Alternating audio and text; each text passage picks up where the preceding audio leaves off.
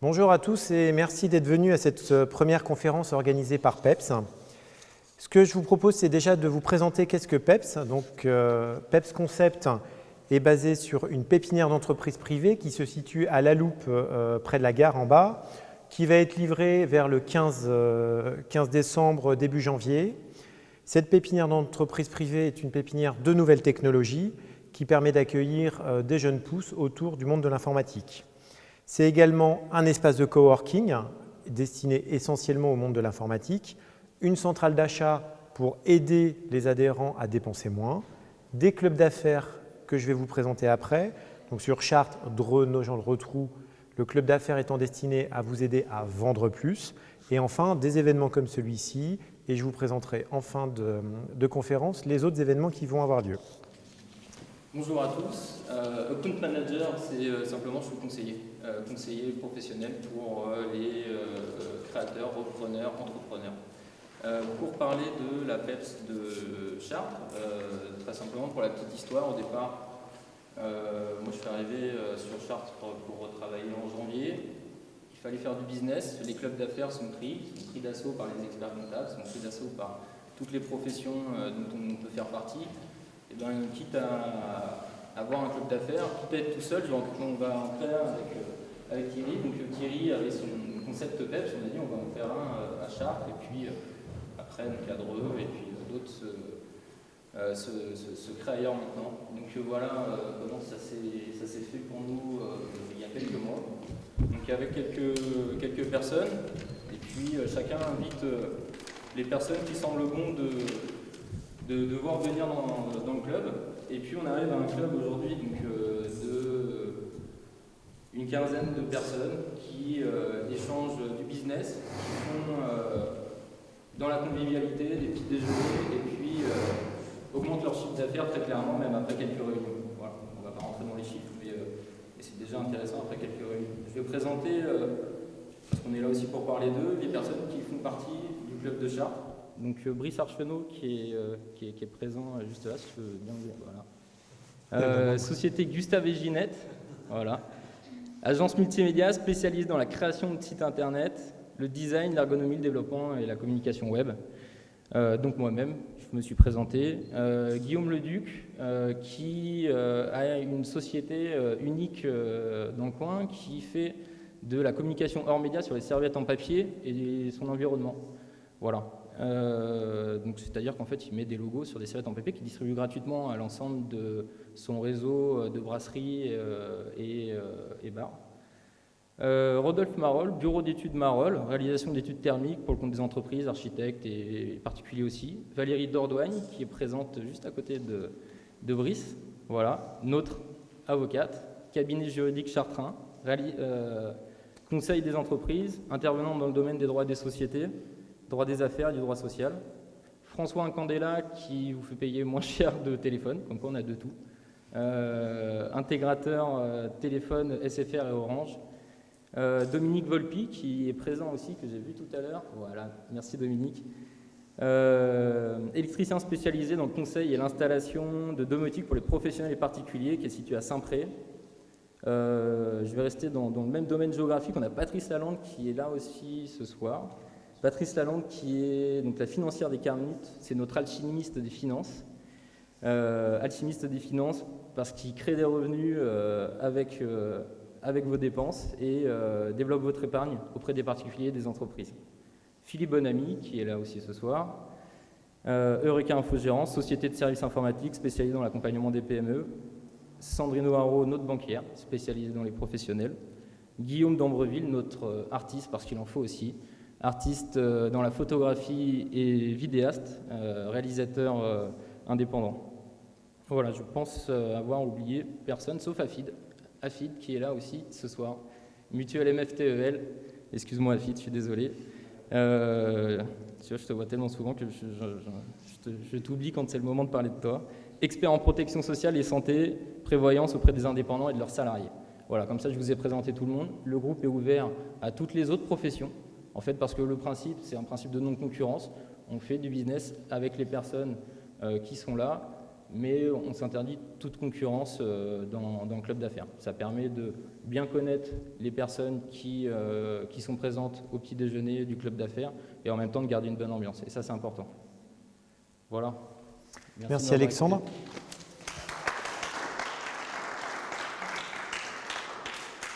Donc sur le PEPS Club de Dreux, Mathieu Gordien, directeur de secteur BNP Paribas.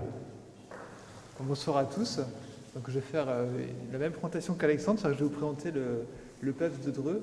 Alors pour moi, l'aventure a commencé un peu plus tard parce que le PEPS de Chartres commençait à se constituer quand on a commencé à vouloir dupliquer le système à Dreux.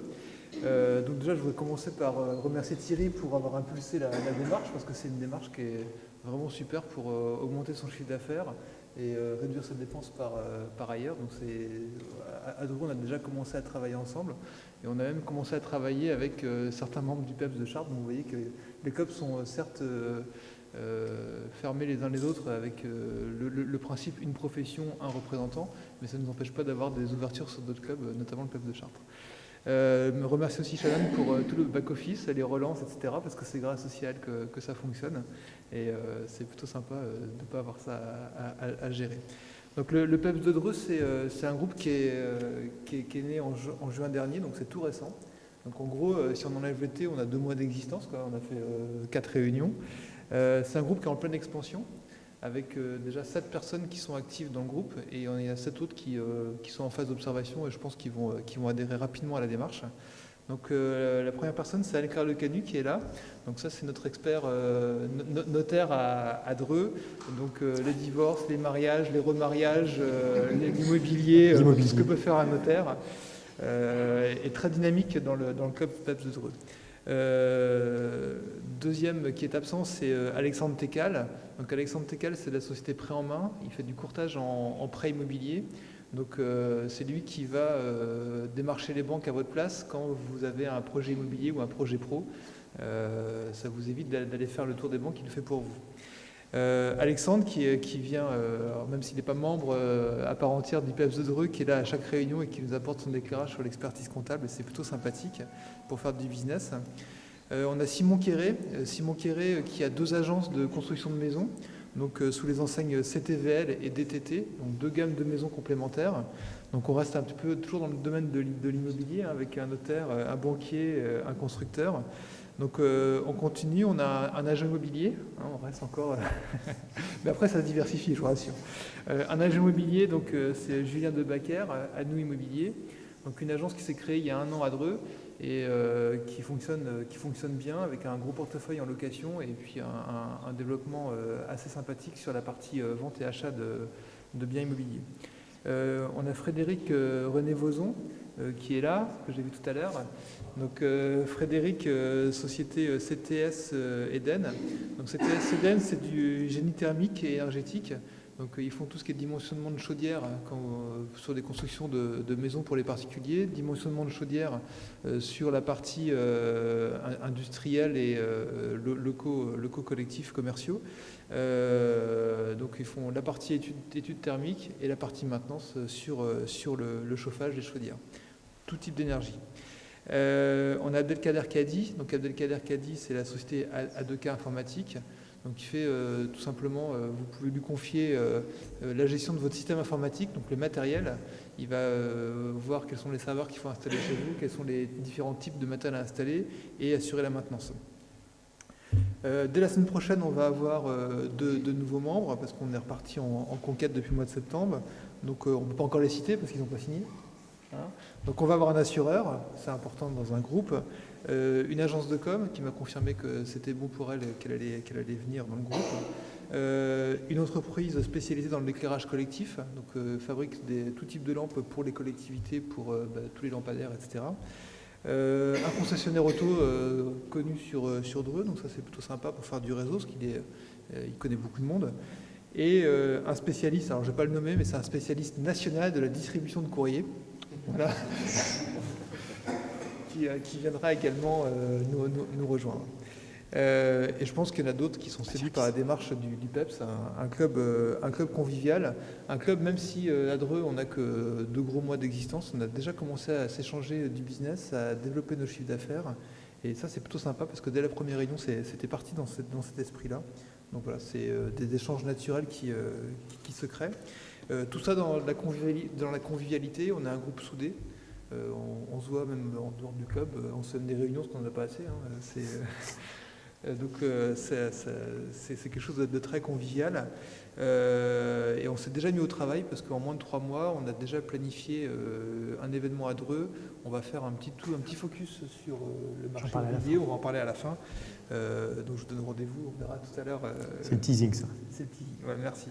Donc si vous êtes sur le secteur de Dreux, vous faites du business à Dreux, vous avez des intérêts à Dreux, rejoignez-nous, c'est sympathique, c'est efficace et c'est fait pour vous. Merci beaucoup. Merci Mathieu.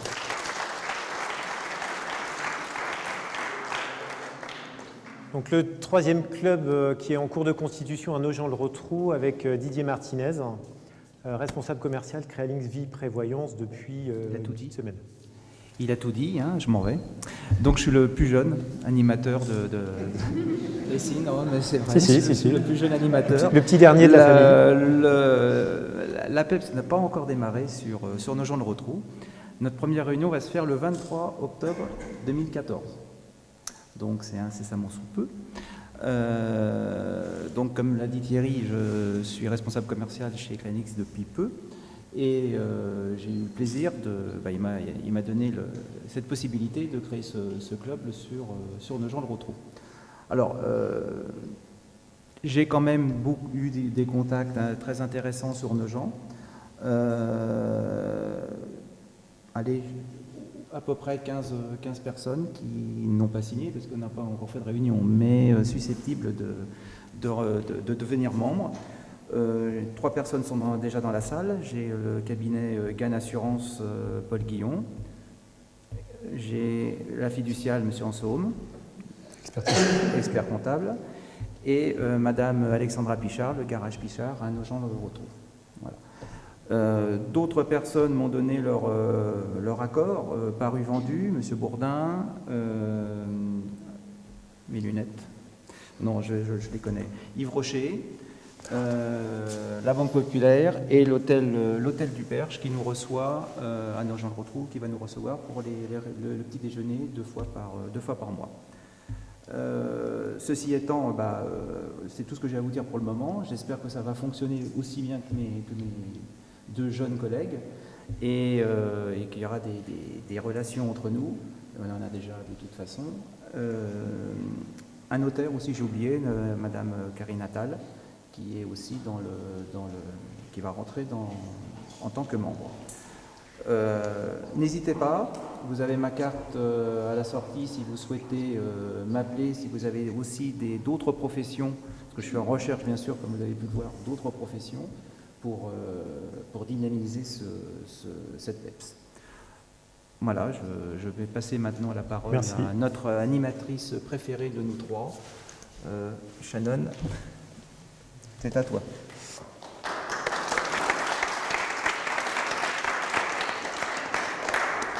Donc, bonsoir, je suis Shannon Rivet. Certains me connaissent déjà puisque je suis l'animatrice commerciale de la PEPS. Mon rôle actuellement, c'est d'aider les clubs déjà créés et les clubs en cours de création à se développer. Et prochainement, je serai chargée d'animer le club d'affaires de la Loupe, qui ouvrira début 2015 dans nos nouveaux locaux. Merci Shannon. Alors, on voit que les clubs travaillent entre eux, le business a commencé à se faire. Donc l'idée du club PEPS, c'est de vendre plus. Et les clubs ont un intérêt, c'est-à-dire que vous pouvez avoir des intérêts sur Dreux, Chartres ou Nogent. Demain, on cherche à ouvrir également sur Châteaudun. On a déjà des contacts sur Châteaudun, mais on a des contacts également sur Orléans, Tours et Évreux. L'idée, c'est d'ouvrir plus largement. Ce que je vous propose maintenant, c'est de passer au sujet de la conférence de ce soir, c'est-à-dire les cyber-risques, et d'accueillir... Voilà, pas lui. Pas lui. Allez. Vous pouvez vous mettre... Voilà. Donc d'accueillir pour la gendarmerie l'adjudant-chef Jean-Michel Pinault, Pour le législateur, Madame la députée Laure de la Rodière, députée de la 3e circonscription d'Eure-et-Loir, c'est-à-dire la Loupe, entre autres, et surtout spécialiste du numérique à l'Assemblée nationale. Monsieur Lucien Mounier, responsable produit cyber chez AIG, compagnie d'assurance de taille mondiale, et moi-même qui vais intervenir sur la partie sinistre. La photo que je vous ai mise, c'est Wang Zhangyang, vous m'excuserez pour l'accent, qui est à 12 ans le plus jeune hacker chinois, qui a réussi l'exploit de hacker son école il y a 2-3 ans, et qui aujourd'hui donne des conférences sur qu'est-ce que le hacking en Chine et comment on peut hacker. Et il travaille sur les failles de vulnérabilité. Là, c'est son intervention il y a une petite semaine, les 23 et 24 septembre, sur la conférence des cyberrisques en Chine. Donc le contexte, aujourd'hui, envoyer un mail, créer un fichier, enregistrer dans un répertoire, surfer sur le net ou se connecter en Wi-Fi à un réseau public ou privé est devenu tellement usuel que vous y prêtez même plus attention. Les protections qu'on connaît, firewall, antivirus, ne suffisent plus. Il faut savoir quels sont les risques. Et donc la vraie question à se poser aujourd'hui, c'est pas savoir quand est-ce que... savoir si vous allez être piraté, mais la vraie question, c'est quand allez-vous être piraté. Donc les facteurs des risques de piratage, c'est l'hyperdépendance à l'informatique, la mobilité, les risques périphériques et le renforcement législatif. Sur cette base-là, si ma souris veut bien venir, je vous propose d'échanger donc avec l'adjudant-chef Jean-Michel Pinault, qui est au Centre d'opération et de renseignement de la gendarmerie, référent intelligence économique du groupement. Donc, alors, qu'est-ce qu'on entend aujourd'hui par cyber-risque? C'est un domaine qui est très vaste. En gros, pour faire simple, c'est l'exploitation de toutes les failles qui existent dans la communication dématérialisée. La délinquance en elle-même, les risques en eux-mêmes sont toujours les mêmes. On peut se faire escroquer, on peut se faire voler, on peut se faire atteindre dans son intégrité, dans le fonctionnement de son entreprise. C'est la façon de faire qui a changé. On utilise quelque chose qui est dématérialisé. On va se méfier d'une lettre, on va se méfier d'un journal, on ne va pas se méfier de quelque chose qu'on ne touche pas. Or, tout le cyberespace, on a l'impression qu'il est concret, puisque c'est notre ordinateur, mais entre l'ordinateur et le reste du monde, il n'y a rien. Il y a un espace qui est libre et que les gens mal intentionnés exploitent. Mais il faut savoir que le cyber-risque, il a sa première origine dans toutes les négligences que l'on peut avoir. L'exploitation de la faille, c'est la faille technologique, mais c'est la première faille que l'on a, c'est une faille humaine. Donc le cyber-risque, en fin de compte, c'est l'homme. C'est moi, c'est vous. Cet été, j'ai été confronté à des entreprises qui ont connu des problèmes avec leur informatique. À chaque fois, il y avait une faille humaine. Alors, soit elle a marché, et on est allé jusqu'au bout de l'escroquerie, ou de l'atteinte sur l'intégrité de l'informatique de l'entreprise, en sachant que dans un cas, on était sur une escroquerie qui était sur 500 000 euros. Il faut savoir que l'entreprise a 500 000 euros disponibles au moment où on tente son escroquerie. Et ça, ce sont un certain nombre, certainement, de failles humaines ou de mise à disposition de plein d'informations en milieu libre qui permet aux escrocs de le savoir. La deuxième conséquence, pour une autre entreprise, ça a été 3 semaines pour remettre complètement son informatique en marche. Alors imaginez, dans votre entreprise, votre activité d'artisan est obligée de passer 3 semaines à remettre votre informatique en marche. Voilà, le cyber-risque, c'est ça. Donc c'est très vaste, mais ça revient toujours à quelque chose de très essentiel.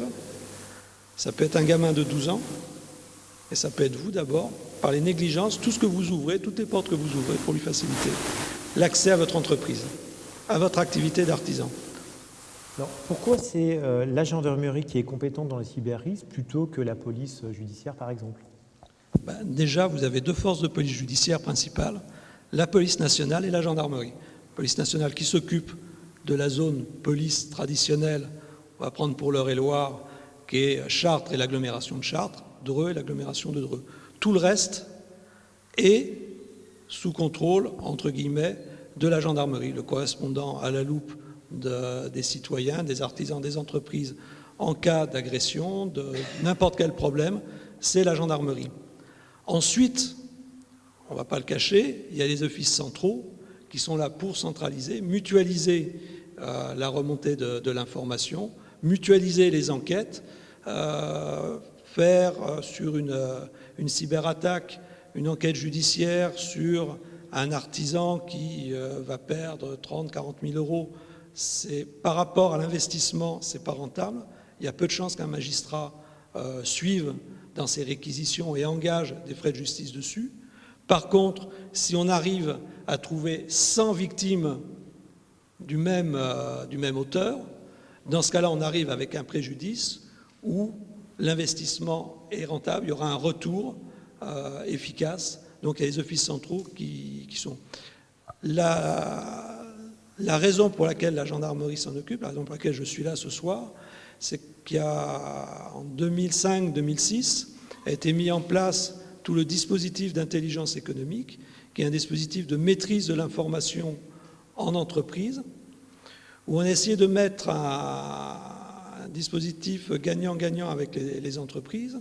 C'est que d'un côté, la gendarmerie étant très bien, pas trop mal répartie sur l'ensemble du territoire, avait des contacts avec toutes les sociétés et était à même de les conseiller et de détecter les entreprises qui étaient sensibles et représentaient un risque. En contrepartie, ça permettait d'avoir une remontée d'informations vis-à-vis des services centraux pour avoir un état des lieux à peu près correct des risques. Parce que personne ne va venir spontanément mettre sur la place publique les problèmes qu'il rencontre. C'est la confiance, c'est le contact au quotidien qui permet de le faire remonter.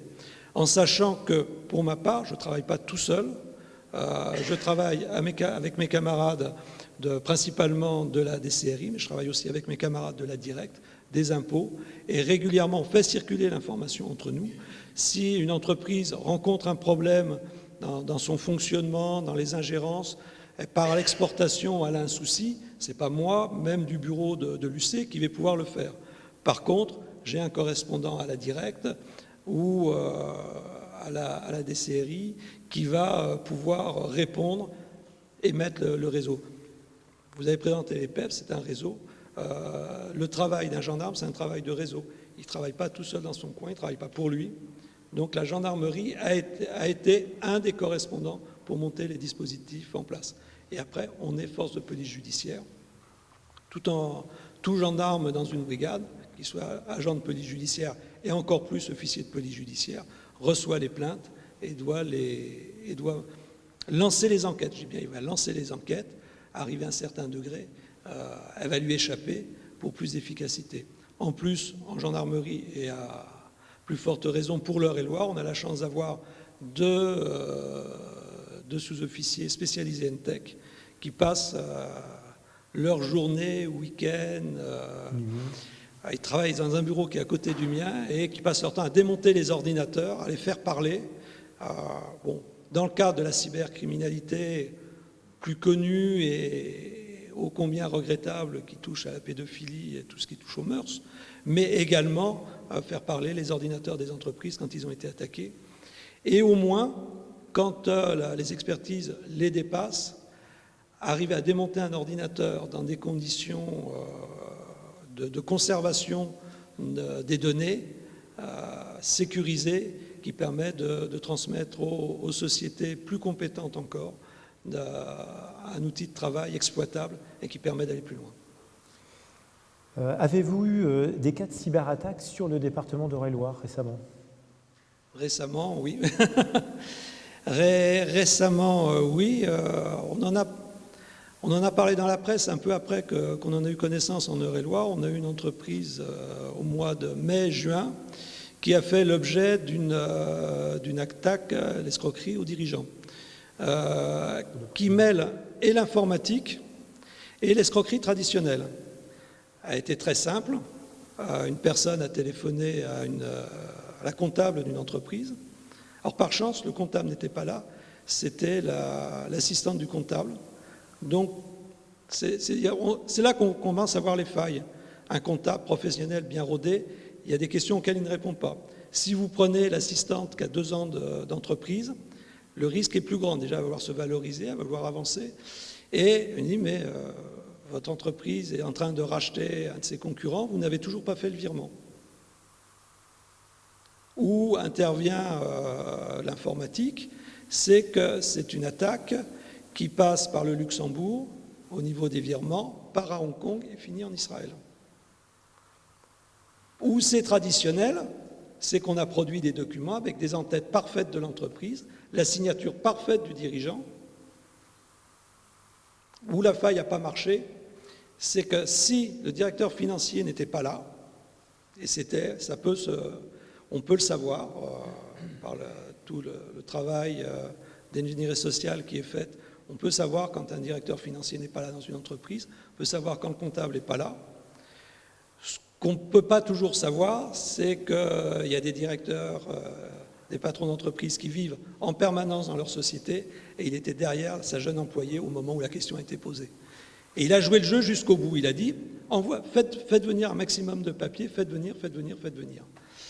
Jusqu'au moment où il a pris le téléphone, il a dit, bon, le patron, c'est moi. Chance aussi, c'est qu'il nous l'a dit immédiatement. Donc à partir de là, on a fait remonter l'information, j'ai fait remonter l'information, c'est parti tout de suite à Orléans, c'est parti vers la DCRI, vers la Directe, et on s'est aperçu qu'en région centre, on en avait pas mal. Et parmi les victimes potentielles connues, il se trouve qu'il y avait le frère de l'ancien président de la République, M. Sarkozy, qui a fait l'objet de la même attaque. Ce qui a permis d'avoir un peu de publicité, et entre autres des quotidiens comme Le Figaro en a parlé. Deuxième attaque récente, au mois d'août, comme par hasard, c'est pendant les vacances. Il faut savoir que les longs week-ends, les périodes de vacances où les entreprises ne tournent pas, sont des périodes rêvées pour les attaquer et les mettre en position de déni de service, c'est-à-dire en position où ils ne peuvent plus fonctionner. Le chef d'entreprise, au mois d'août, veut aller sur sa boîte mail, vérifier un certain nombre de choses de son lieu de vacances, il ne peut pas rentrer dans son ordinateur. Par contre, apparaît un message, bien vouloir contacter tel numéro et payer la somme de. Petite faille, c'est qu'en général, tous les vers et chevaux de Troie qui sont mis dans vos ordinateurs à votre insu, en général, sont toujours décalés dans le temps, de telle façon qu'on puisse difficilement, pour la victime, faire le lien entre une action et la mise en œuvre de. Elle a été mise trop tard et le numéro de téléphone était déjà détruit. Alors, avantage, il ne pouvait pas payer. Inconvénient, il n'avait pas le code pour retirer le virus. Donc, ça lui a coûté 3 semaines pour refaire son entreprise, son informatique. Il a fallu changer les ordinateurs, changer tous les logiciels, tout recommencer à zéro. Après, on pourra expliquer comment c'est faisable, comment on peut vous attaquer dans votre entreprise aussi facilement et vous les faire rentrer aussi facilement. Les deux plus récentes. Et la dernière que j'ai eue, c'est un artisan, lundi matin, qui téléphone. Ma deuxième fonction, c'est chef du quart opérationnel. Donc, avec mes opérateurs, je prends aussi les appels téléphoniques, et par chance, il est tombé sur moi. Je ne prends pas beaucoup d'appels téléphoniques, mais celui-là, je l'ai pris. Il me dit, voilà, j'ai eu un problème, cette nuit, je me suis levé. Mon ordinateur était allumé, je croyais l'avoir éteint. La souris se déplaçait, les dossiers s'ouvraient, se fermaient et tout. Il a entre autres vu son logiciel de comptabilité qui était ouvert. Il m'a demandé qu'est-ce que je dois faire. Je dis c'est plutôt à 1h du matin qu'il fallait me le demander. Alors hélas, il est tombé sur un gendarme à 1h du matin, parce qu'il avait appelé à ce moment-là. Le gendarme n'a pas été en mesure de lui répondre tout de suite. Il a dit il va falloir voir ça demain matin. Et j'ai dit il n'y a pas 36 solutions, c'est couper toute connexion. Mais toute connexion, que ce soit la prise de courant dans le mur, que les connexions Wi-Fi, parce que bien entendu son ordinateur fonctionnait en Wi-Fi, ce n'était pas une connexion filaire qu'il avait entre sa boîte et l'ordinateur. Il faut tout débrancher et au moins pendant 3 heures, quand vous allez le relancer, il va vous poser des questions et à tout, vous allez dire non. Et c'est bon, c'était un artisan. Au départ, il m'a dit que c'était pour lui, mais j'ai su après par la brigade, quand il est allé déposer plainte, que c'était aussi l'activité d'artisan qui avait été attaquée. Quand vous avez comme ça une attaque, on a vu ça passait par Israël, par Hong Kong, etc. Comment vous faites une enquête? Ça se passe comment l'enquête d'un point de vue cyber? L'enquête, là, c'est la partie qui m'échappe complètement, mais toute action en informatique, quelque part, on dit toujours c'est dématérialisé, mais toute action électrique laisse une trace. Puis des traces qui sont faciles, c'est binaire. Donc on arrive à remonter les adresses IP, on arrive à les localiser. Il y a des points de passage obligés que l'on peut localiser, et c'est tout le travail des NTech et des sociétés spécialisées dans la remontée de... Alors ça dure très longtemps parce que ça demande des moyens très puissants pour faire tourner les ordinateurs. On ne les a pas toujours, nous, à notre disposition. On est obligé de passer par des sociétés spécialisées. Et puis après, en fonction des attaques, il y a des chemins qui sont communs et que l'on arrive à identifier.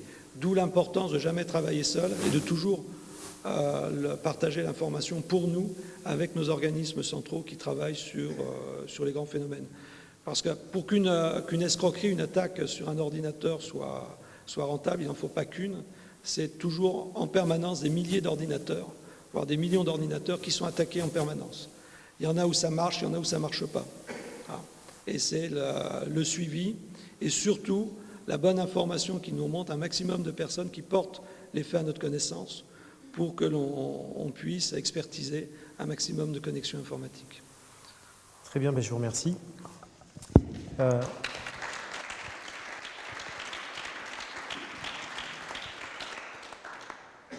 suis allé trop loin. Voilà. Donc, la deuxième partie est de voir un petit peu quel est aujourd'hui l'état de la législation et au-delà de simplement les cyber-risques, l'avenir du numérique, des sociétés du numérique, quel est l'avenir en matière de transformation de notre société? Oui, bonjour, donc Laure de la Rodière, je suis députée de cette circonscription, députée d'Eure-et-Loir depuis 2007. Et je travaille spécialement sur les enjeux du numérique à l'Assemblée nationale. Donc, si vous permettez, je vais vous faire un peu un état des lieux des réflexions autour du numérique à l'Assemblée nationale. Et on parlera aussi des cyber-risques. D'abord, je pense qu'il y a une assez faible connaissance de la part des députés des enjeux du numérique et des enjeux de l'Internet sur le fonctionnement de nos sociétés. C'est ce qui m'a amené avec une collègue députée PS des Côtes-d'Armor, Corinne Erel, à faire un rapport cette année, qu'on a remis en mai, qui se voulait pédagogique sur la révolution que nous vivons en France liée à l'Internet. Il faut le voir comme une révolution de société, c'est-à-dire que vous, avec l'avènement d'Internet depuis, je vais dire, une trentaine d'années, où on ne va pas chipoter, mais un déploiement accru dans le monde entier, c'est du jamais vu dans l'histoire, une technologie qui s'est répandue dans le monde entier aussi rapidement. On vit en fait une double révolution, schématiquement au moins l'équivalent de ce qu'a représenté l'innovation de l'imprimerie à la fin de la Renaissance, donc en termes de démocratisation du savoir, et aussi l'avènement de l'électricité dans la révolution de production. Et quand on voit les phénomènes de changement de société qu'ont provoqué ces deux innovations, alors l'imprimerie, vous avez eu sans doute le développement d'une presse, le développement de l'information, et directement derrière, la Révolution française n'aurait jamais été permise s'il n'y avait pas eu aussi des supports de communication nouveaux et de démultiplication de l'information. Si on prend l'électricité comme un seul exemple, donc on a naturellement les moteurs, le machinisme, tout ça qui découle de l'invention de l'électricité, on a eu l'exode rural derrière. L'exode rural, à cause du machinisme agricole, il y a eu un exode rural. On voit les profondes mutations de société qu'ont engendré ces deux innovations. Et donc, dans notre société, on va avoir aussi de profondes mutations de société liées à l'Internet. Donc, c'est formidable pour un politique, parce qu'on se dit, il faut qu'on construise l'avenir de la société numérique, avec tout ce qui est positif, c'est-à-dire que le numérique est facteur de croissance, le numérique est facteur de nouveaux usages, le numérique peut être facteur de démocratisation, de lutte contre les inégalités, mais le numérique, c'est plein de nouveaux risques. C'est aussi des destructions d'emplois, parce qu'on va amener plus de robotisation, donc on va remplacer du travail humain par du travail de machine, soyons clairs. C'est aussi de nouveaux risques.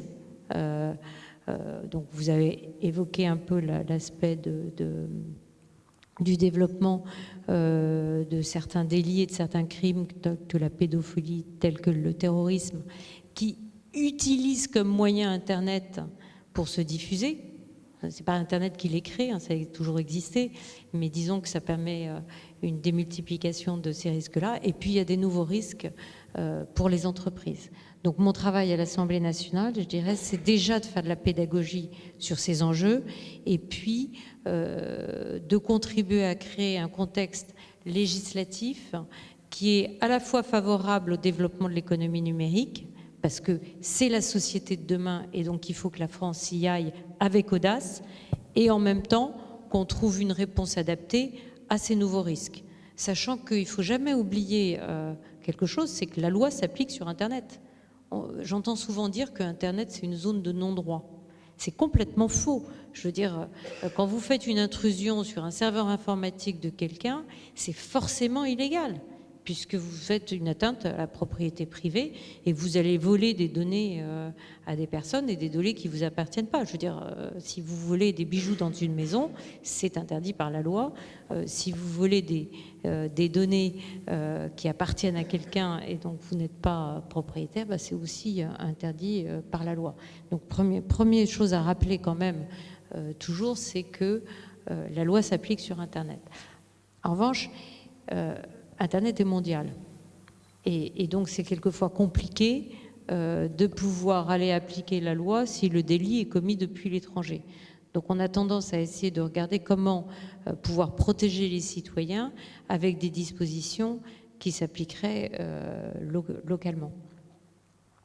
Voilà comme première introduction ce que je peux vous dire du rôle du législateur à l'Assemblée nationale. Donc, un rôle de pédagogie auprès des collègues sur la révolution qu'on est en train de vivre, et un deuxième rôle de rappeler que la loi s'applique sur Internet. Troisième rôle, regarder ce qu'on peut construire de spécifique d'un point de vue législatif. Je voudrais juste faire peut-être un complément d'information, parce que ce que j'ai vécu dans le précédent mandat, donc sous Nicolas Sarkozy, quand j'étais dans la majorité, ce que je vis maintenant sous François Hollande dans l'opposition, fait que de temps en temps, on a tendance, pour se faire plaisir, à mettre des dispositifs dans la loi, alors pour se faire plaisir, pour donner le message à la population qu'on est en train d'essayer de résoudre des problèmes. Sur Internet, on met dans la loi des dispositions qui ne sont pas applicables. Je voudrais prendre un exemple simple, c'est le projet de loi qu'on a voté la semaine dernière de lutte contre le terrorisme, où on a mis en place des blocages de sites Internet.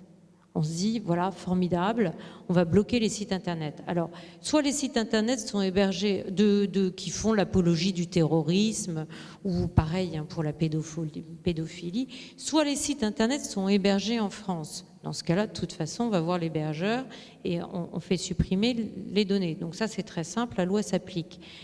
Il n'y en a plus beaucoup, je vous rassure, des sites en France qui font de l'apologie du terrorisme ou de la pédophilie, c'est interdit dans la loi, donc il n'y en a pas. C'est aussi simple pour eux quand même d'aller s'héberger à l'étranger. Et là, on se dit, on va bloquer. C'est simple, on va empêcher Et malheureusement, on ne sait pas bloquer de façon efficace un site Internet, un flux Internet. On sait le faire avec des technologies qui sont très attentatoires aux libertés individuelles, par un moyen qui s'appelle le Deep Packet Inspection, donc qui est la lecture de tout ce qui se passe sur Internet. Mais ça, c'est ce qu'utilise l'Iran, c'est ce qu'utilise la Chine, qui sont quand même des pays moins démocratiques que la France, pour être Et sinon, les autres technologies ne sont pas des technologies efficaces.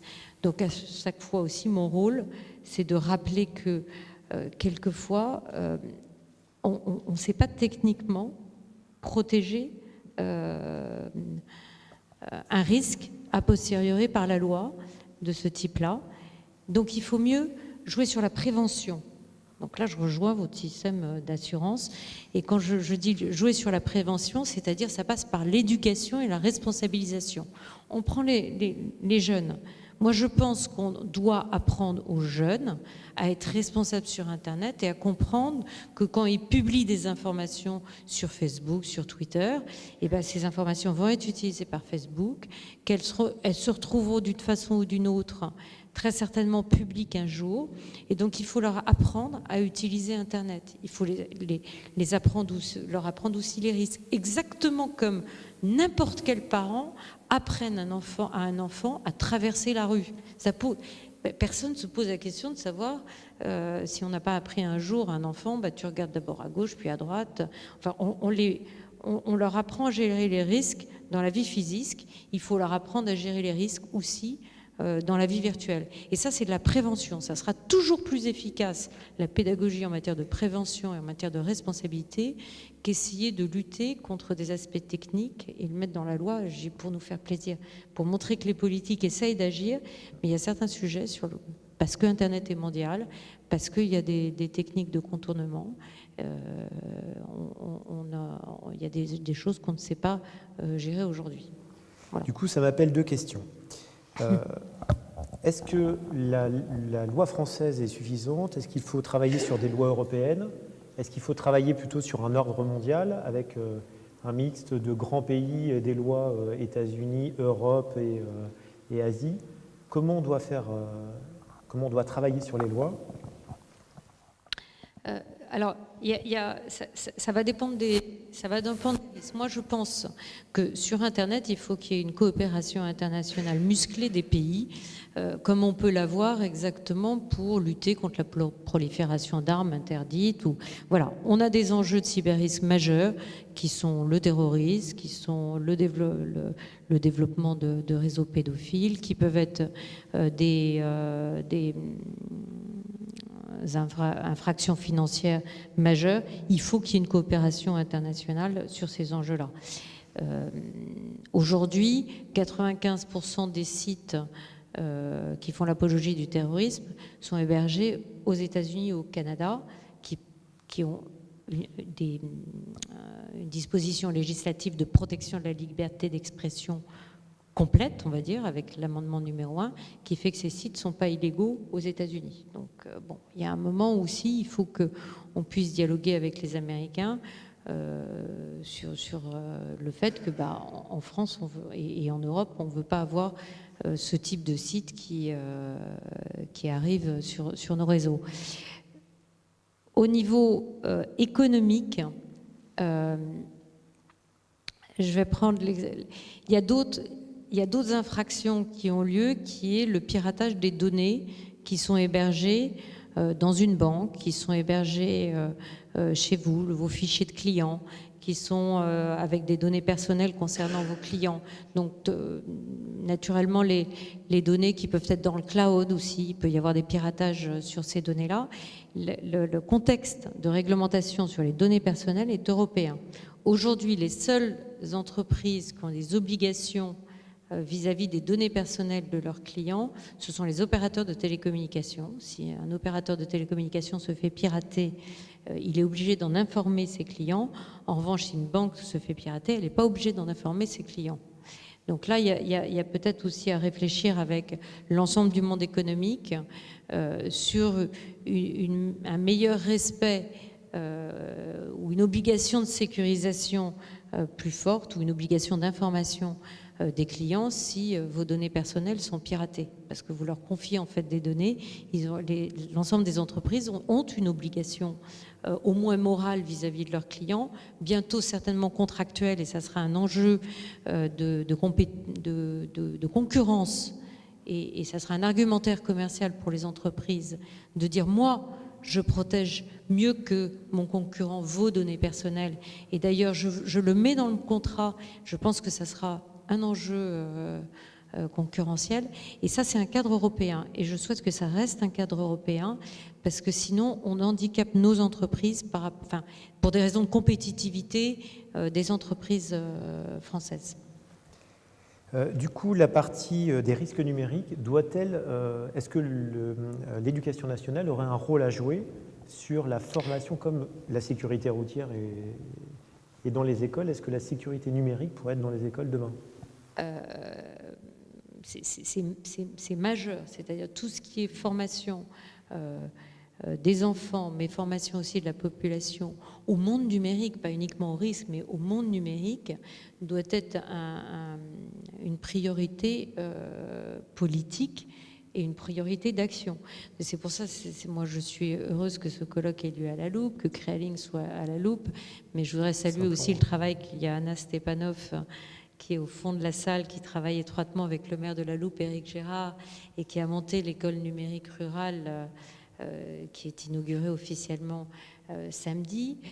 Moi, j'apporte tout mon soutien à ce genre d'initiative pour former un maximum de personnes à leur compréhension des enjeux de l'Internet. Et il faut que c'est lieu depuis le primaire jusqu'aux formations supérieures. On vit une révolution, il faut naturellement qu'on adapte notre population au monde numérique dans lequel nous sommes. Tous les secteurs d'activité vont être concernés par cette révolution numérique.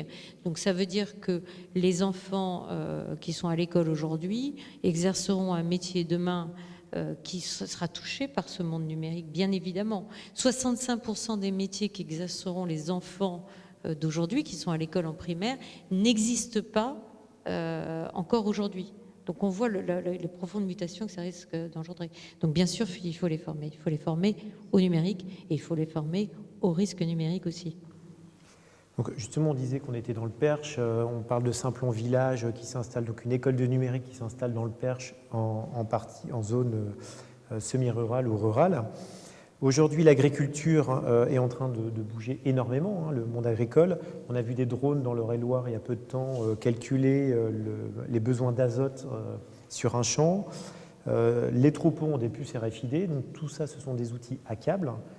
Où en est l'état de la législation et est-ce que vous travaillez aujourd'hui ou est-ce que l'Assemblée nationale travaille sur les risques de nos agricultures de demain et sur un problème de sécurité alimentaire dans les années à venir? Il y a, pour répondre à la question, il n'y a pas de travaux spécifiques sur l'agriculture. Le travail qu'on a fait avec Corinne Erel touche l'ensemble des secteurs d'activité parce que ce qui va se passer sur l'agriculture va aussi se passer sur d'autres systèmes de production dans d'autres domaines d'activité. Mais là aussi, il faut qu'on réfléchisse à l'agriculture de demain. Je vais prendre un exemple.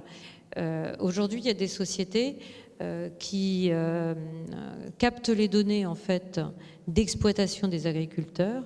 Ils regardent et d'exploitation le nombre d'engrais mis sur telle parcelle et en font quelle qualité de blé ils ont après et avec des micros de coupage de parcelles. Toutes ces données-là, aujourd'hui, ce sont des sociétés qui sont, c'est pas directement l'agriculteur qui utilise cette information-là. C'est des sociétés extérieures qui captent ces données et qui vont proposer des services aux agriculteurs. Vous connaissez le monde de l'agriculture. Aujourd'hui, les agriculteurs travaillent avec des coopératives qui sont des coopératives agricoles, dont les associés sont des agriculteurs. Il ne faudrait pas que ce modèle auquel on tient en France et qui a fait une agriculture puissante, il ne faudrait pas que les données, en fait, ce soit Google qui les récupère, par exemple, et que notre agriculture française soit pilotée par les Américains. Enfin, moi, je ne le souhaite pas. Donc, on a un enjeu aussi important d'un point de vue politique à réfléchir à comment faire en sorte que ce soit nous qui développions l'exploitation de ces données, qu'on le fasse en partenariat avec les agriculteurs français. Et là, en Eure-et-Loire, comme nous sommes le premier département céréalier de France, on a une opportunité à saisir et c'est ce que fait le Conseil général.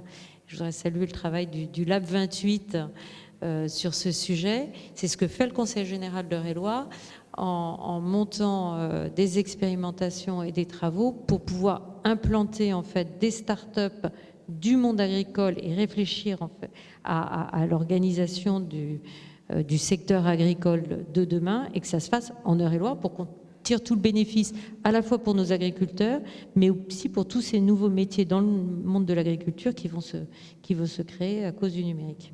Je vous remercie. Ouais, merci.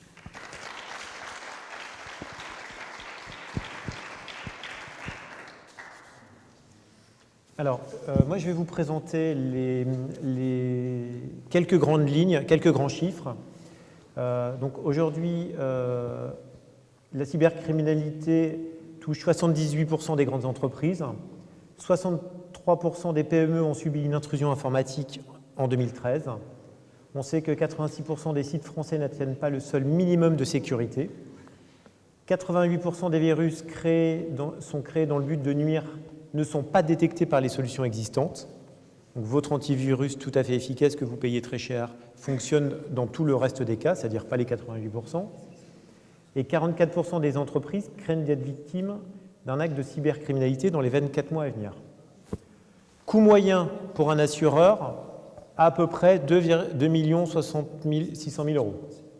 On sait qu'une donnée, aujourd'hui, pour les assureurs, coûte entre 109 et 134 euros.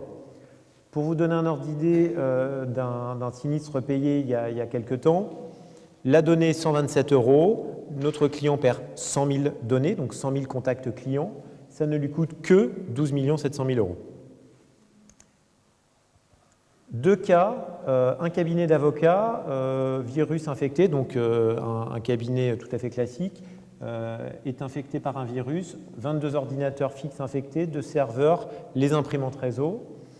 L'antivirus était installé et à jour. Par contre, la protection qui permet de scanner automatiquement la clé USB qui est ramenée par le fiston qui a mis le dernier film à la mode n'était pas activée. Décontamination des postes informatiques, restauration des données électroniques, 15 000 $. Interruption de service de l'entreprise, 20 000 $. Pour vous donner un ordre de coût.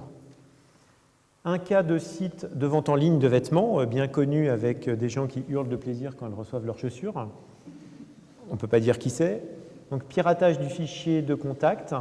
On attrape le pirate, pas de problème, condamné à 100 000 euros. Or, le juge a dit, comme votre niveau de sécurité, votre obligation de moyens n'était pas atteint, vous n'aviez pas un niveau de sécurité suffisant, je vous condamne sur votre propre sinistre à 30% du sinistre. Autrement dit, aujourd'hui, je suis sinistré, j'attrape le coupable, je vais être condamné pour ne pas avoir protégé correctement mon système. Il faut rappeler quand même que la protection des données rentre dans le cadre de la responsabilité du dirigeant. Autrement dit, vous êtes responsable également à titre personnel du résultat, du fait que vos données ne puissent pas être piratées. Vous pouvez être condamné en tant qu'entreprise, mais condamné en tant que dirigeant. Donc, le slogan que je vous ai mis, c'est « responsable et un peu coupable ». La victime peut se voir affliger une condamnation sur son propre sinistre. Les cyber-risques, aujourd'hui, s'assurent. Et j'ai invité Lucien Mounier, qui est responsable produit chez Cyber chez AIG, un des leaders mondiaux de l'assurance. Donc, Lucien, je vais vous laisser présenter AIG pour ceux qui ne connaissent pas cette maison. Très bien. Alors, AIG, effectivement, comme vous l'avez dit, un des grands assureurs mondiaux, assureur américain, présent dans aujourd'hui 130 pays dans le monde, et avec une vraie volonté, en ce qui concerne les cyber-risques, d'apporter des solutions concrètes. Et c'est aujourd'hui, en fait, les cyber-risques, un sujet sur lequel on travaille depuis une bonne quinzaine d'années aux États-Unis. Et ce qu'on arrive à faire aujourd'hui en Europe, et ce qu'on arrive à proposer aujourd'hui en Europe, en fait, vient directement de l'expertise qu'on a pu acquérir aux États-Unis, au Canada, où on paye aujourd'hui des sinistres réels et avérés qui ont des conséquences financières réelles sur les entreprises. Et, quelque part, des sinistres qui peuvent aujourd'hui mettre en péril la santé financière d'une entreprise et son activité.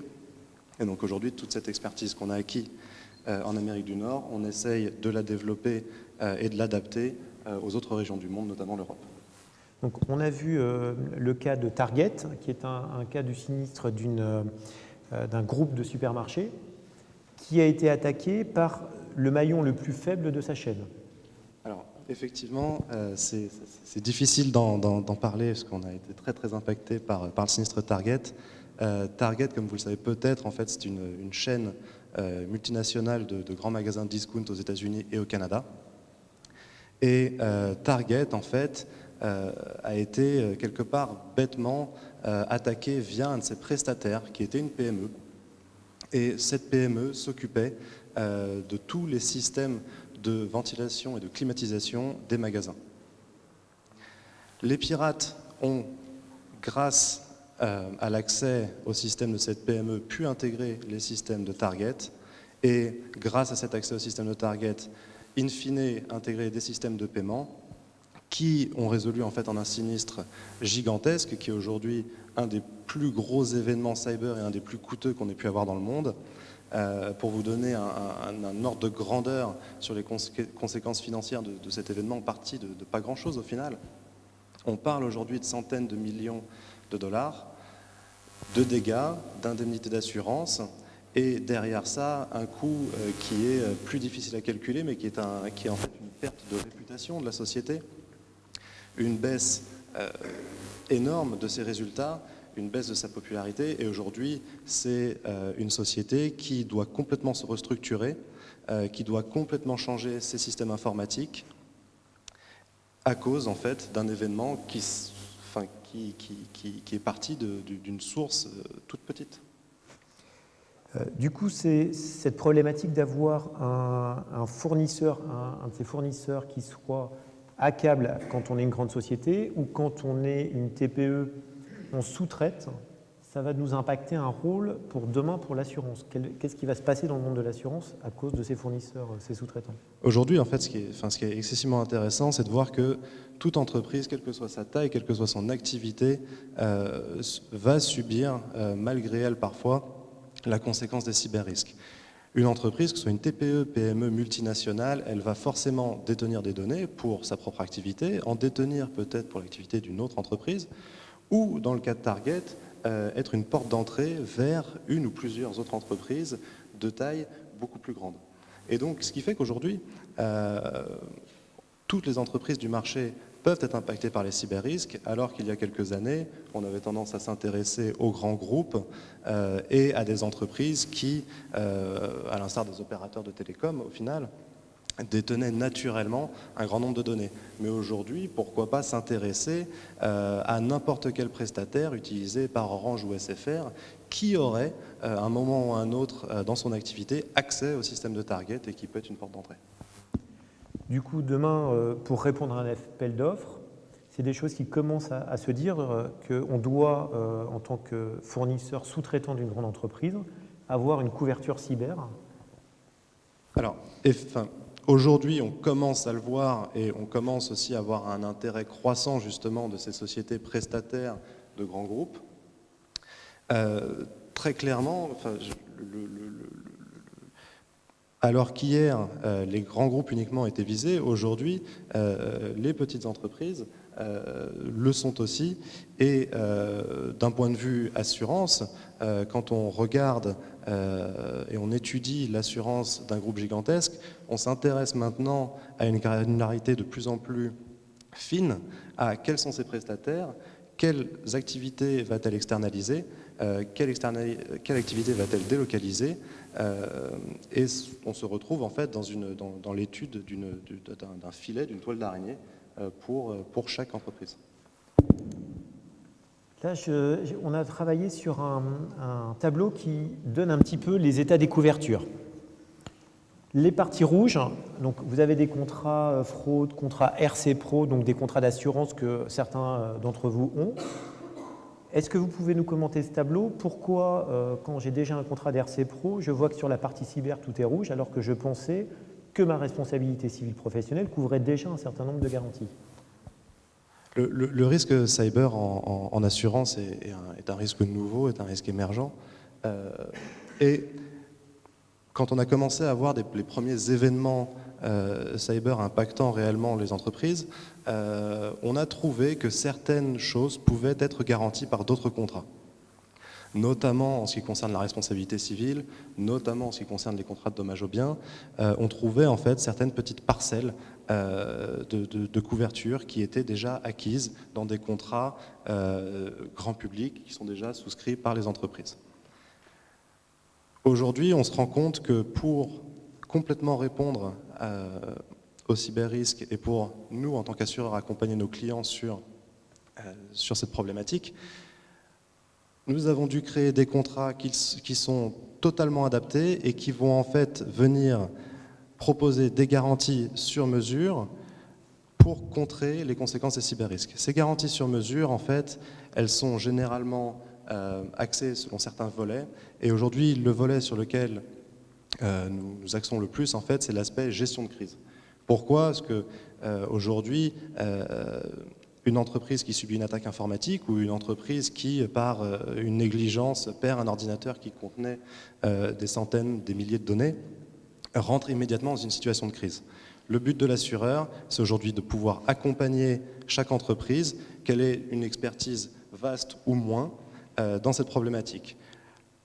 Le volet gestion de crise d'un contrat assurance cyber aujourd'hui, c'est in fine payer des frais de consultant, de notification, de restauration de données et tout autre frais qui serait à la charge de l'entreprise sans contrat d'assurance et qui va lui permettre en fait de sortir de cette situation de crise le plus rapidement possible.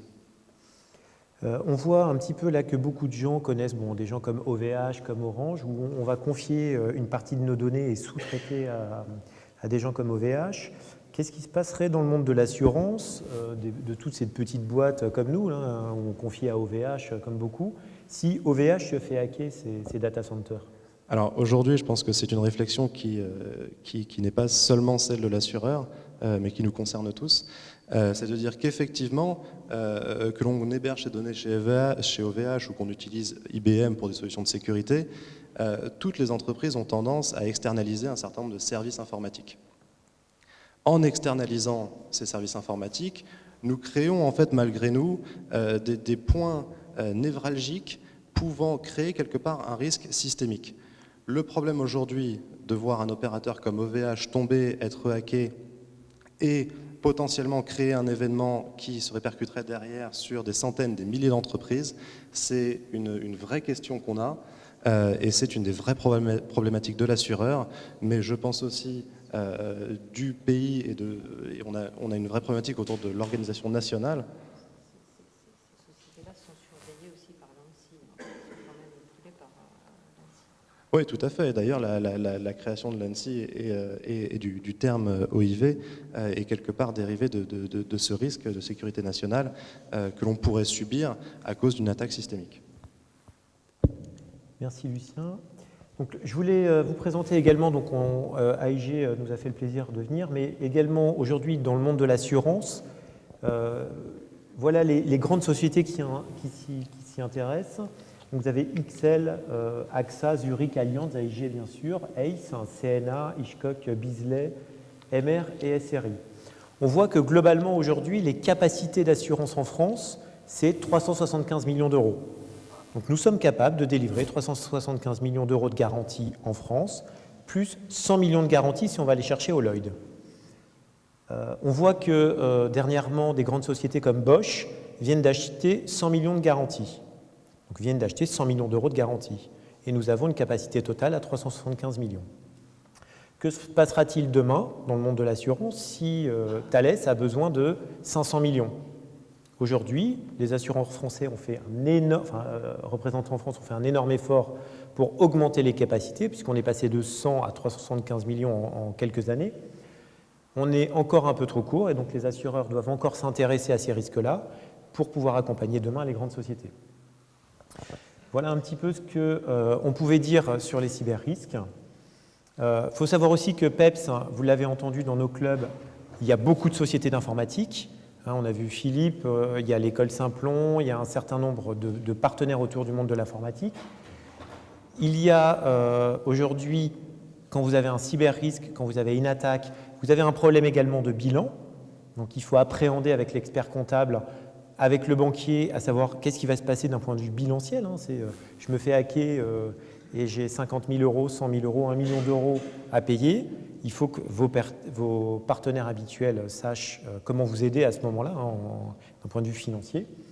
Bien évidemment, ça concerne le monde du droit, avec les avocats, où est-ce que je vais. Et donc, vous allez trouver dans les clubs PEPS, bien évidemment, c'est là où je voulais en venir, les professionnels pour vous aider à sécuriser tout ça. Les prochains événements, donc on a un événement, comme disait Mathieu tout à l'heure, à Dreux, qui aura lieu le 25 novembre et qui a pour thème l'immobilier sur Dreux avec agents immobiliers, notaires, banquiers. Donc l'idée, c'est de faire un état de l'immobilier à Dreux. Vous pouvez voir Mathieu tout à l'heure pour avoir un peu plus d'informations. Un thème qui va retrouver ce dont on vient de parler aujourd'hui, c'est qu'on lance à compter de mars 2015 le Serious Game Keep an Eye du TIGREF qu'on va mettre sur le terrain. Et donc, on va vous proposer de venir jouer avec nous, à vous faire hacker. Donc, on va mettre des ordinateurs dédiés. C'est un jeu sérieux, entre guillemets. On va vous expliquer, on va vous apprendre, avec les sociétés d'informatique membres de PEPS, à connaître les moyens de se faire hacker et à connaître les moyens de ne pas se faire hacker et donc de réussir le jeu. Je vous remercie de votre attention. Est-ce que vous avez des questions à poser pour nos intervenants? Oui, bonjour, je suis Frédéric Connet. J'aurais une question assez simple, mais dont la réponse est beaucoup compliquée. On parle de hacking, donc une entreprise qui se fait hacker par un jeune chinois de voir le bout du monde en passant d'adresse IP à adresse IP. Vous avez répété, madame de Lordière, il y a des lois sur Internet, il y a des outils, il y a la gendarmerie qui utilise ces lois pour éventuellement mener une enquête, retrouver la personne et appliquer les lois, et si elle y arrive dans le meilleur des cas, conclure l'enquête. Ma question, c'était concernant les États. Edouard Snowden nous l'a montré. Les États-Unis, à travers la NSA, hack, et j'utilise bien le mot hacker, parce que c'est du piratage, va avoir les données des citoyens européens, donc les mails, écoute les conversations téléphoniques, etc. La NSA et les États-Unis demandent à Google, Yahoo, Facebook d'ouvrir leurs données pour avoir accès à la data des citoyens. Donc, est-ce qu'on peut se protéger de ces hackers un peu particuliers, on va dire, nous citoyens, est-ce qu'on peut empêcher un État de nous écouter, de nous regarder, de prendre notre data, et sans regarder de côté de l'Atlantique, si on regarde près de chez nous, une loi comme Adopi, je ne sais pas où est-ce que ça en est, mais peut-être que vous pourrez de la redire, concernant le fait de couper la connexion Internet d'un internaute. Est-ce que c'est pas du hacking? Est-ce que c'est pas de la privation de liberté individuelle? Et comment on se protège des États concernant ce domaine-là? Je ne sais pas si c'est la réponse. Voilà.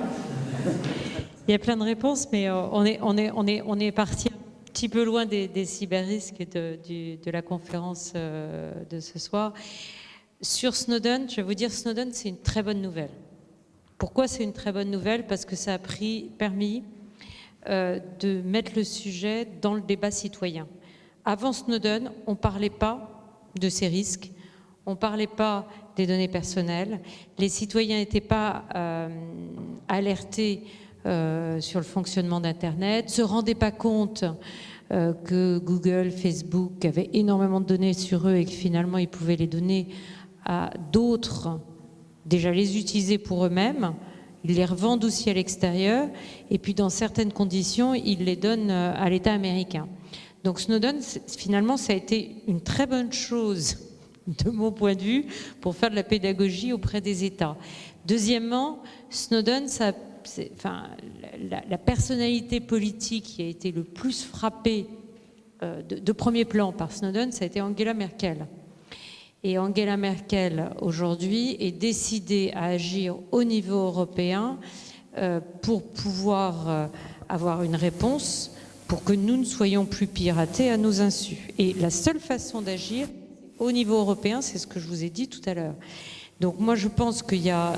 alors pourquoi c'est la seule façon d'agir? Parce qu'on est un marché de 500 millions d'habitants, marché européen de 500 millions d'habitants, à fort pouvoir d'achat, et que nous avons la maille suffisante pour faire des bras de fer avec Google. La France seule, c'est trop petit. C'est fou, mais c'est comme ça, c'est trop petit. Deuxièmement, si on fait une législation spécifique sur ces sujets en France, on va handicaper le développement de l'économie numérique en France. Donc il faut porter ces ambitions au niveau européen. Aujourd'hui, on va dire que la Commission européenne ne fonctionne pas suffisamment bien sur ce sujet-là. C'est vrai aussi sur d'autres. Et donc il faut que les chefs d'État des pays européens se réapproprient l'agenda européen, que ça soit sur le numérique ou que ça soit sur d'autres sujets. Là, on va pas faire de la politique, mais on peut parler aussi de l'Europe de la défense, on peut parler aussi de d'autres sujets au niveau européen. Mais en tout cas, sur le numérique, on peut recréer, je dirais, un rêve européen et redonner du sens à l'Europe grâce au numérique sur ces enjeux. Voilà. Sur Adopi, c'est pas de joker, je l'ai pas voté. Il n'y a pas eu quasiment de coupure d'Internet. Il y aura plus de coupure d'Internet liée à Adopi. C'est pas vraiment le sujet, même si voilà, c'était pas la bonne réponse à apporter. Dans le domaine du numérique, de façon générale, les politiques veulent protéger le modèle ancien, alors qu'on vit une révolution. Mais pourquoi? Parce qu'on ne sait pas vraiment dans quel modèle on va vivre demain, tout n'est pas bien stabilisé, ça provoque énormément de changements, et finalement, la population, les différentes personnes, les entreprises nous disent protégez-nous. On nous dit ne fermez pas l'usine, par exemple, alors que l'usine, elle est peut-être attaquée par un nouvel modèle d'activité sur numérique. Et ça, c'est pas la bonne façon de répondre, c'est ce qui a été fait dans le cadre d'Adopi. C'est un peu, on construit, en faisant ça, des digues de sable face à la marée Internet. Ça ne peut pas marcher. C'est pareil, là, récemment, le gouvernement a légiféré nous a proposé de légiférer, c'est nous qui légiférons, mais bon, la majorité a adopté la loi sur les VTC dans le conflit taxi et Uber. On a mal légiféré aussi parce qu'on a construit des digues de sable. Ça rime pas à grand-chose. Voilà. Mais c'est compliqué aussi. Comme disait M. Hollande, c'est pas facile. Bon, allez, je laisse. Une question pour l'assureur. Vous avez dit que les risques, il y avait des gros sinistres au niveau de l'entreprise, et vous avez évoqué le risque de cotation. On a dit le risque plus élevé en termes de sinistre. Parce que changer de machine, c'est facile. Changer d'adaptation, c'est beaucoup plus compliqué. Est-ce que dans les différents contrats que vous avez évoqués, cette adaptation est prise en compte? Alors, oui, tout à fait. Effectivement, le risque d'atteinte à la réputation est très complexe en termes d'estimation, simplement parce qu'on est vraiment dans de l'immatériel pur. Alors aujourd'hui, notre manière de prendre en charge le risque de réputation, l'atteinte à la réputation d'une entreprise, c'est une fois de plus de venir apporter un service, et ce service, il va en fait être à travers une aide de consulting pour construire un plan de communication, pour construire une réponse structurée à la suite d'un événement. C'est-à-dire que notre but va être de mettre tout en œuvre pour pouvoir réparer la réputation d'une entreprise via des actions, qu'elles soient de communication, via des actions marketing. Mais c'est vrai que c'est une question assez complexe parce qu'on peut aujourd'hui difficilement mettre une facture sur le risque de réputation. Alors, moi j'avais une question, je connais un peu la réponse, mais en gros pour une TPE, combien va coûter un contrat de cyber et quelle capacité j'ai besoin, par exemple, par rapport à mon chiffre d'affaires, par rapport à mes données? Alors aujourd'hui, quand on parle de TPE ou de PME, pour des entreprises qui ont un chiffre d'affaires grosso modo entre 0 et 10 millions, on a des primes, des cotisations d'assurance annuelles qui tournent autour du millier d'euros. La capacité financière dont une TPE a besoin, c'est effectivement très variable. Ça va dépendre de son activité et évidemment du nombre de données qu'elle conserve, de son exposition quelque part au cyber-risque. Là, très simplement, on pourra définir qu'une TPE ayant une activité industrielle sera généralement moins exposée qu'une SS2I ou, admettons, qu'un cabinet médical. J'ai une question qui complète celle-là, c'est qu'est-ce que vous demandez aux TPE pour les assurer? C'est-à-dire quel niveau de protection doivent-ils déjà avoir? Quel niveau de maturité par rapport à leur en matière de sécurité informatique doivent-ils avoir avant d'être assurés? Vous assurez n'importe qui, même s'il y a des failles béantes partout, s'il n'y a aucune protection d'entrée des visiteurs, d'utilisation, enfin, comment ça se passe au départ? Aujourd'hui, on a des critères quelque part de souscription d'un contrat d'assurance qui sont en fait sur la base d'un questionnaire et où quelque part vous allez pouvoir récapituler les moyens de protection mis en place, les données que vous conservez, un certain nombre d'autres choses.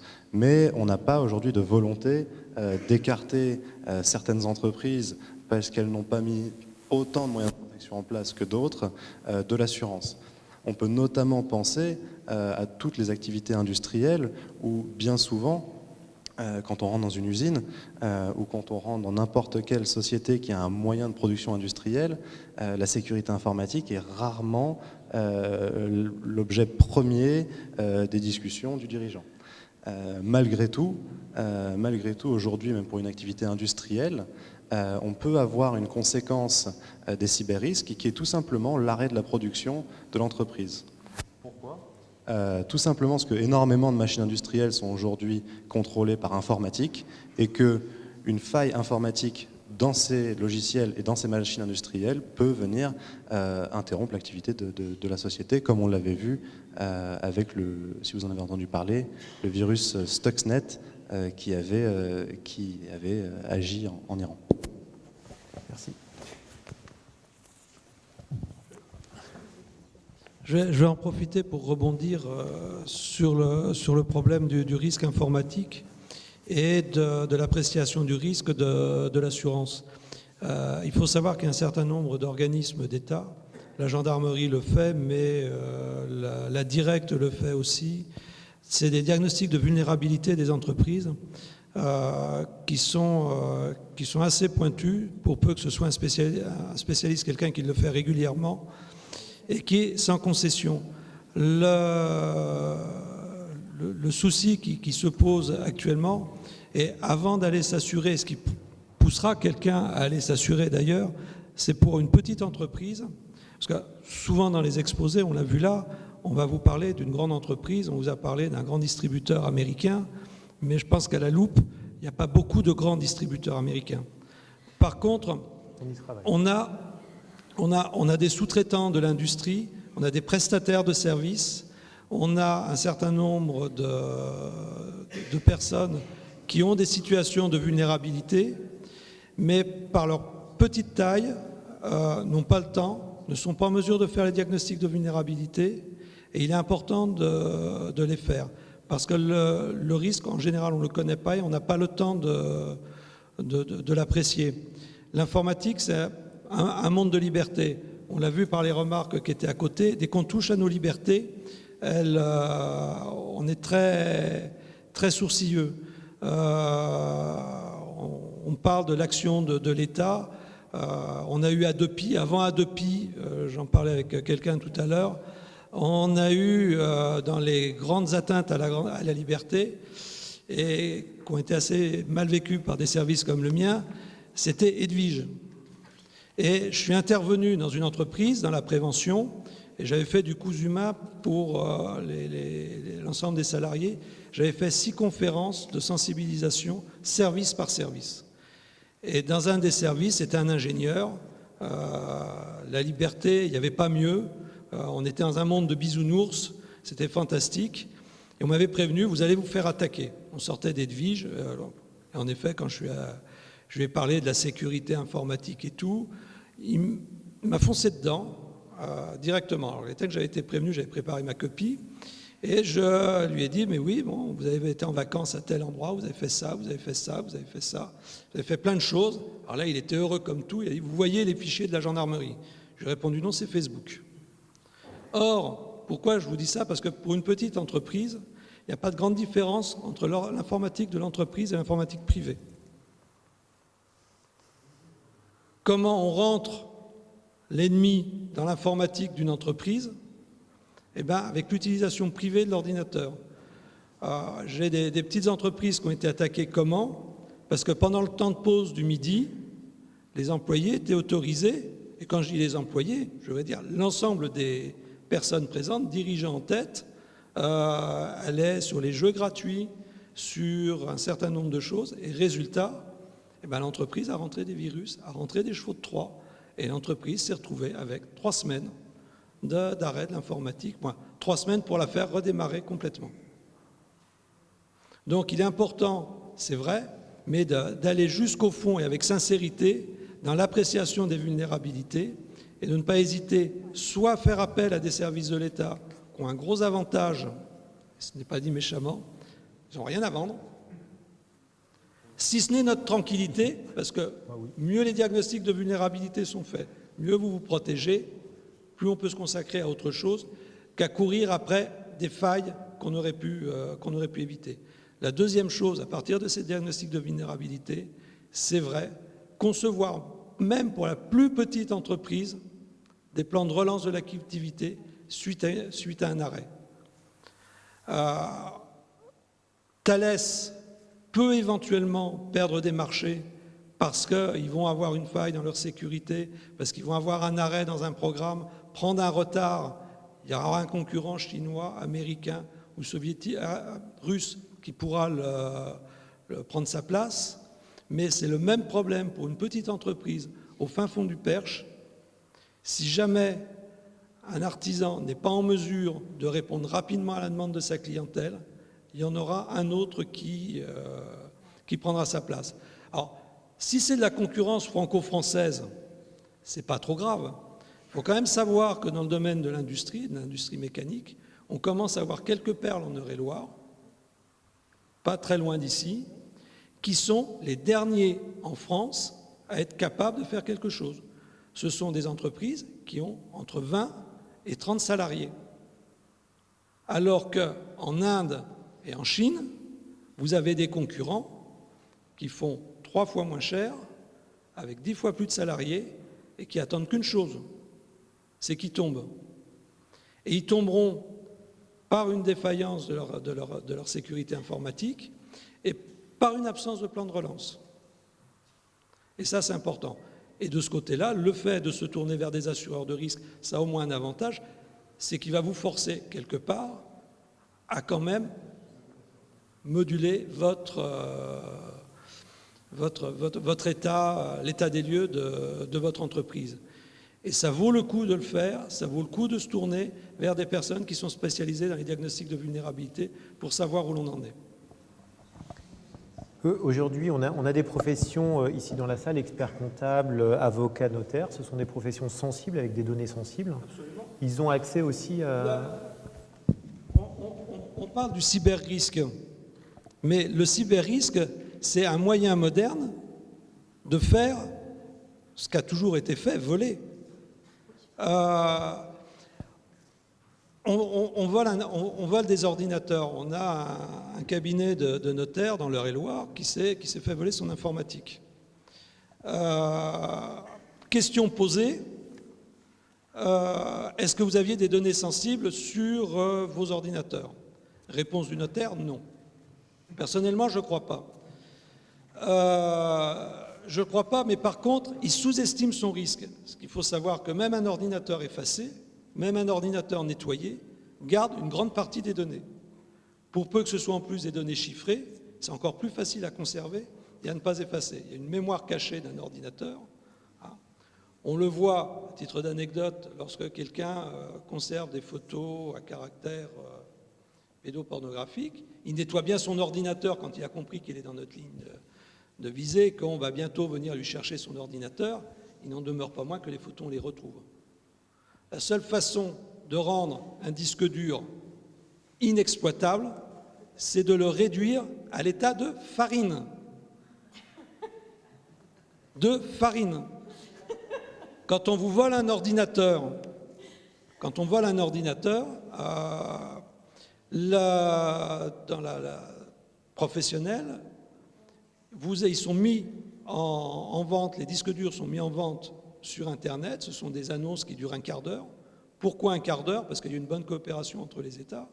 Et la NSA va prévenir son correspondant français, tiens, vous avez un gars qui vend, au bout d'un quart d'heure, il va être localisé, on va débarquer. Au moins, à distance sur son ordinateur, on va lui exploser. Mais il va le remettre sur une autre annonce, ailleurs, sous différentes formes. Vous avez des fois sur le Bon Coin des annonces qui sont complètement exotiques, mais pour ceux qui le savent, ça correspond à quelque chose. Ça peut correspondre au disque dur d'un avocat, d'un notaire, d'un expert comptable. Et les données, même effacées, un disque dur est toujours exploitable par celui qui a la puissance informatique pour l'exploiter. Donc je vais si vous voulez continuer, on va aller boire un petit coup ensemble pour pouvoir continuer à poser vos questions. Je vous propose en lecture, pour continuer le débat, La gestion du risque numérique dans l'entreprise, qui est une revue éditée par l'AMRAE, qui est l'association des risques managers dans l'entreprise, qui est de très bon niveau.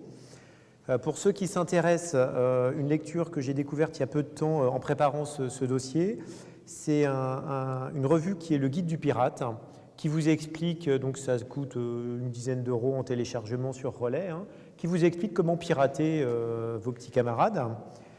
Et un que j'aime beaucoup, c'est les cahiers du hacker, avec le dernier numéro du mois de septembre. C'est le hacking de A à Z pour pirater ses concurrents. Ça aussi, j'aime beaucoup, même si, bien évidemment, je ne l'utilise pas.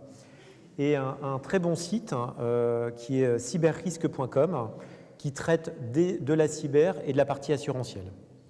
Et si vous voulez reparler un petit peu des cyberrisques, je vous propose, comme on est dans le Perche, de boire une petite boisson percheronne tous ensemble.